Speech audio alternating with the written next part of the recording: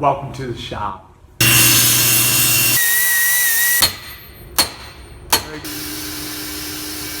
Well, hello everybody. Welcome back to the shop. I'm Joe, your local shop teacher. We're starting out talking about the Woods 1 class. Little bit different week. It was definitely a rinse and repeat type week. It was also a lot of catch up in the shop. Students had Monday off for Martin Luther King Day, and then that kind of shifted the daily routine a little bit, the A-B sequence a little bit, if you will. But we still got a lot of work done, and it was still a pretty good week of learning. So my Woods A students got the opportunity to kind of finish out this top. We will eventually, if time permits, we'll come back and we'll put a routed edge on it. And then they started to do the rough cut of their middle board.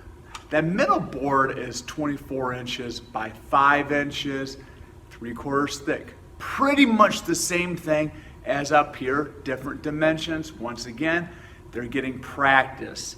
They're getting to use the miter saw. They're getting to use the joiner, the planer, and the table saw. And it takes a lot of these practices before they actually start to understand how to set things up. So it's a lot of coaching. Myself and the other shop teacher, we're coaches. You have to keep coaching them. You have to encourage them. You can't beat them up. So now let's take a minute and talk about the Woods 2 class. Woods 2 class has been making pretty good progress. They now have mostly all the students now have all 4 of their sides done. They have all 4 of their legs squared up. And now we've been using what we call it's a self-centering Dowling jig. And they will put 2 holes in both the side apron and the legs all the way around. And then we will actually connect our side aprons to the legs using pocket holes or Kreg screws. Now, pocket holes works really well in this scenario because, we want to make sure the students are learning. They're learning a proper way. There's many ways that are proper, right? And they're ending up with a clean product.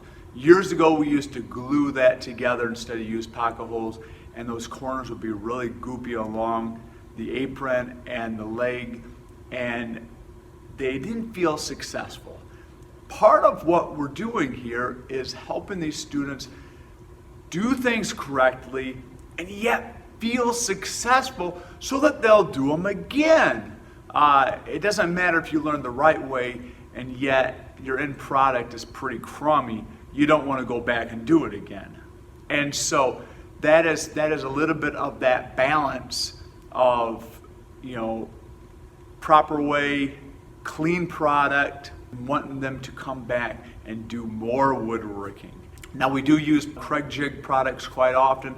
Kreg is a huge supporter of shop programs, and so because of that, they make our job pretty easy. Now behind you though, you'll see that we've got our shipment of wood, and we get our wood from Wolverine Hardwoods, which is in Allegan, Michigan. And they work with us and give us really great school pricing. We're still paying for it, but they're giving us a good price and they're giving us a really good service. And so just a big shout out to Wolverine Hardwoods for that. Now this week in the Power Tech class, once again I have a Power Tech B class that have been assembling their engines. They're starting to get a little defeated. They're starting to struggle. They're starting to think, hey, is this going to work? A lot of the engines, I'm very much in the understanding that they're probably not going to run when they're complete. We've had lots run. We've had some run quite well when they're done. A lot of it has to do with the attention for detail. After assembly, the students should be able to pull the engine over. It should have spark, and it should have sufficient compression. And so usually with all those, if I put a little squirt of gasoline in it, it'll it'll kind of ignite.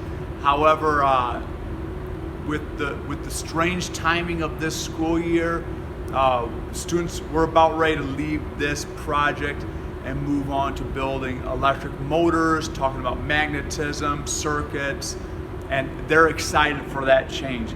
Now the PowerTech A, very similar to last week, where students are still disassembling their engines, they're pulling flywheels the correct way, right?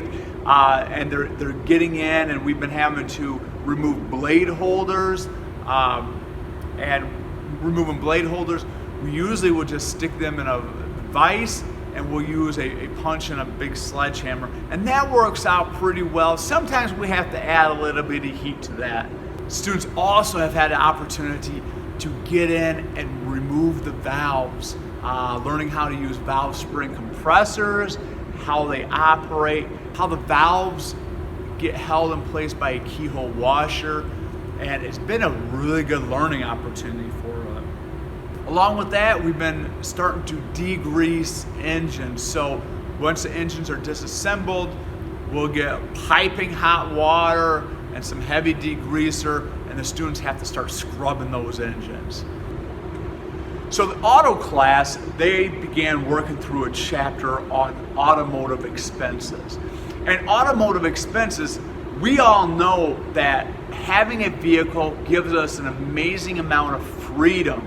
And freedom, really what I mean by that is we don't have to walk. We don't have to arrange a ride. We don't have to wait by the bus station. We can get in our vehicle and we can go to where we want to. However, we know that we have lots of expenses that come with that freedom. And so we've been kind of working through that at home and online. Here in the shop, we finished out last week doing tire rotations.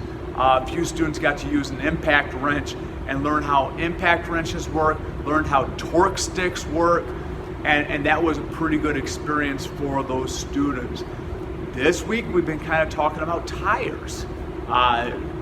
What do the notations on the tire mean? How do tires get removed from the rims? What is that process of reassembling it? And we're basically getting them to understand that.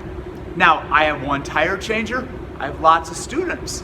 And so a lot of times what I will have them do is, as some students are practicing, learning how tire changers work, some students are coming back and they get to practice that tire rotation. Putting the vehicle on jack stands, loosening the lug nuts, torquing them down, and it's a lot of repeat, but showing them once, having them do it once, we all know that that's not enough. It's like doing a math problem once. You don't get it. You're not going to really get it until you do it a few times. So much of what I do here is more than just giving a student experience. It's giving them practice. And sometimes 3 or 4 practices is not enough. When I played basketball, we used to shoot free throws for a long time, because 3 or 4 practices of free throws, that's not enough. Some of these professional basketball players, hundreds of times a day. And so I think the same thing, whether you're a musician, whether you're a welder, whether you go hunting, you don't pull that bow back once, you do it several times. And so trying to give these students those opportunities can be tough. But that doesn't stop us, does it? So I appreciate you guys sharing your time with me. It's, like I said, it's been kind of a repeat week, and yet it's been good. I'm starting to see students use the right tool the first time. I'm seeing them understand where to put the jack stand. I'm seeing students putting, supporting the boards on the miter saw well. So you're starting to see good activities and proper execution. So, thanks for joining me. I will see you guys next week. Bye now.